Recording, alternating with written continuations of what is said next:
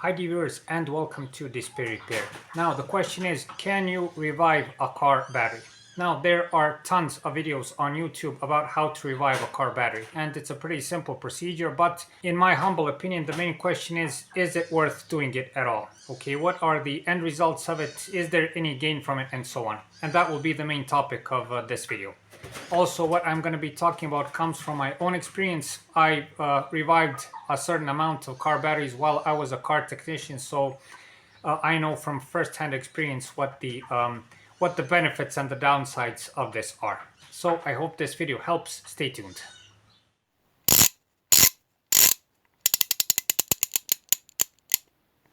DisplayRepair.com. Now, dear viewers, why would people want to revive a car battery? Well, at least from what I've seen, the most common reason is a lack of money. Okay, so when people don't want to spend for some reason money on a new battery, they try to revive the old one. Other reasons may be that, if you live on a homestead like I do, you have a fine drive to town. So if you have only one car and the battery has died on you and you have another battery at home, then you will try to revive it. Sometimes the battery that you need is not available in the car parts shop, and so on. Now, besides this, what are the two most common ways how people revive a car battery?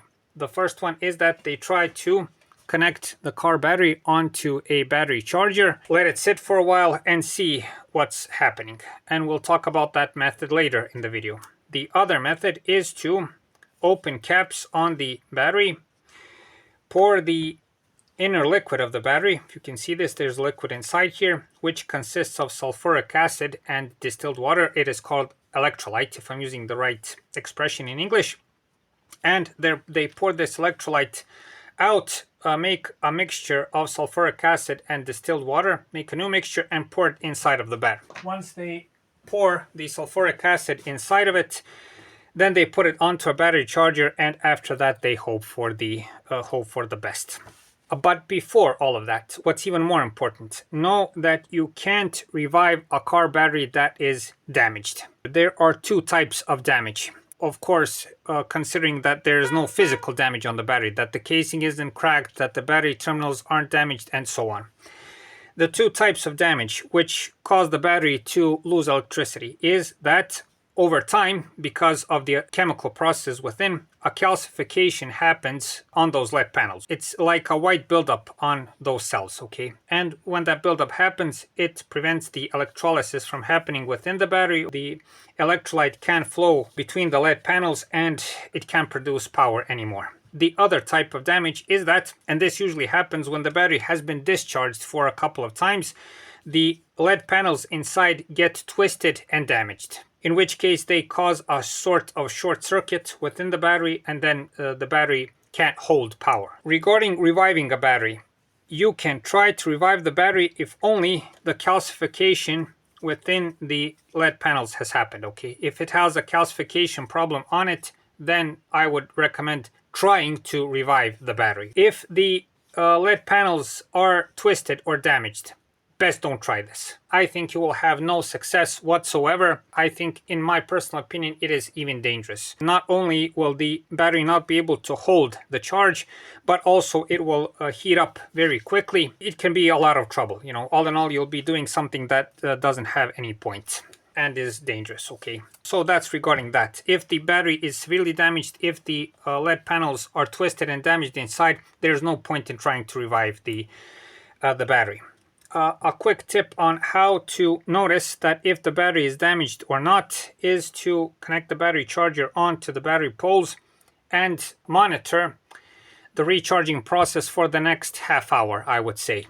If in that half hour the electrolyte, the fluid inside the battery, starts boiling inside, the battery is cooked. The battery has a damaged cell inside of it, and you shouldn't revive the battery. Another thing I must mention, what is the downside of trying to revive a battery, are batteries like these, which are essentially maintenance-free batteries. On older batteries, there were open lids where you could take those lids off of the battery and you can see the inner parts of the cell. You could add electrolyte to it and you could do the revival process without any problems. On these batteries, you have to essentially hack off these lids plastic lids right here and try to tear off the plastic lids on every cell here. I don't know what to say on this part except that it's a pretty big mess. You have to tear all of the upper part of the battery here. You know, you have to damage the plastics and everything else. Lots of these lids are attached to the upper plastic right here. You tear everything apart and you know it's a big mess. And I don't know what's your experience. My experience is that a lot of times when you try to take off these battery lids, they tear off the upper parts of the plastic and stay inside the battery cell, and then you have to use a pair of pliers to pull them out. Then you can't return them back in, and you know what's the point of all of it. So all in all, for these batteries that are maintenance free, that are labeled as maintenance free, I would not recommend doing this because, I don't know, you'll just make a big mess and you won't be able to finish the job. You'll be able to add the electrolyte, you'll be able to put the battery onto a charger, but you won't be able to return the lids back into place, and it's not safe to return it that way onto the car. Now, one more thing I would like to say regarding the battery charger. First of all, if you want to revive a battery, I would recommend using a battery charger that has higher amperage. What does that mean? It has a higher power, higher recharging power. If you use a standard one like this one, okay, it will help, but only to some extent. If you use a charger that has higher amperage, higher recharging power, it will help break the calcification process within the battery. Now, I don't know if you've seen this. You can watch other videos on YouTube to take a look how the electrolysis process goes. But when you put a higher amperage charger onto the battery, it starts dissolving and breaking the calcification on these lead cells, okay? It sort of dissolves them. And because of this, the battery starts working again, okay? The electrolysis process can continue and the battery gets its power back. So regarding the charger, for reviving the battery, it would be best to find a battery charger that has higher amperage. So dear viewers, once more I'll try to explain, and I'm sorry there isn't a good graphic presentation for this, but once more I'm going to go through how I did the revival during my time as a technician. First of all, I would measure the voltage on the battery. If I saw that the voltage was low, then I would put it on a charger. Take the lids off the battery and put the battery on a charger. If I saw, and this happens in a matter of 5, 10, 15 minutes, if I saw that the battery cells were boiling inside, that the electrolyte was boiling, the battery is done for, okay? There is no revival, no chance that you're going to be able to put it back to life, and it's for garbage. But if that doesn't happen, if it holds its charge, then I would put on a pair of protective gloves, get a pan, and pour the electrolyte out of the battery. Okay, you have to be very careful when doing this so you don't burn yourself. After that, I would make a mixture, new mixture of the electrolyte. Again, check me on this one. I think it's a mixture of sulfuric acid and distilled water, and I would pour it inside of the battery. After that, I would connect the battery to a charger and leave it like that for at least 12 hours. Since you're doing a revival, be sure to monitor the battery during the recharging process. Check it from time to time, see that the battery casing is not overheating, that it's not bloated. God forbid, if you see any of this, discontinue the recharging process and consider the battery worthless, okay? It's for garbage. In more severe cases, it can even blow up, okay? I've made a video about this, how a battery blew up in my face, I don't know, I'll leave a link so you can watch the video and see what are the consequences of that. What can I say? Despite the fact that a battery revival is a very popular thing, that people don't want to spend money on a new battery. Batteries, especially on these new cars, tend to be very pricey and very expensive. I'll tell you this, I wouldn't recommend doing a battery revival unless it's a dire emergency, okay? Unless you don't have any other option available. Even if you have to wait for the battery, even if you have to ask someone to drive you to the car part shop, even if you have to borrow money, I think it's better than doing a battery revival.